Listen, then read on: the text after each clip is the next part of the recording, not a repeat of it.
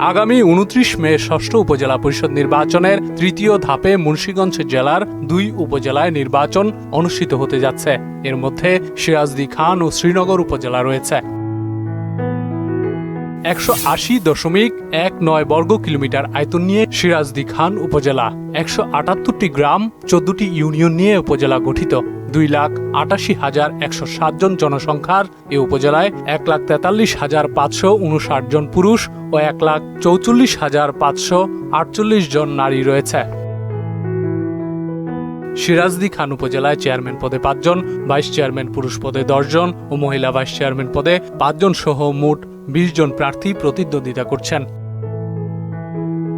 ২০২.৯৮ বর্গ কিলোমিটার আয়তন নিয়ে শ্রীনগর উপজেলা, ১৪৭টি গ্রাম ও ১৪টি ইউনিয়ন নিয়ে শ্রীনগর উপজেলা গঠিত। ২,৫৯,৮৮৭ জন জনসংখ্যার এ উপজেলায় ১,২৭,৩৭৪ জন পুরুষ এবং ১,৩২,৫১৩ জন নারীর বসবাস। আগামী ২৯ মে ভোটের দিন ২ উপজেলার ৫,০৮,৯৮৬ জন ভোটার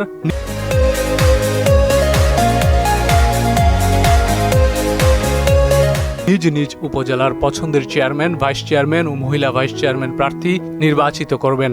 আইন শৃঙ্খলা রক্ষাকারী বাহিনীর কঠোর নজরদারিতে উৎসবমুখর ও শান্তিপূর্ণ পরিবেশে অনুষ্ঠিত হবে এবারের উপজেলা পরিষদ নির্বাচন, এমনটাই প্রত্যাশা সবার। তানজিদ ভুইয়া, মোহনা সংবাদ।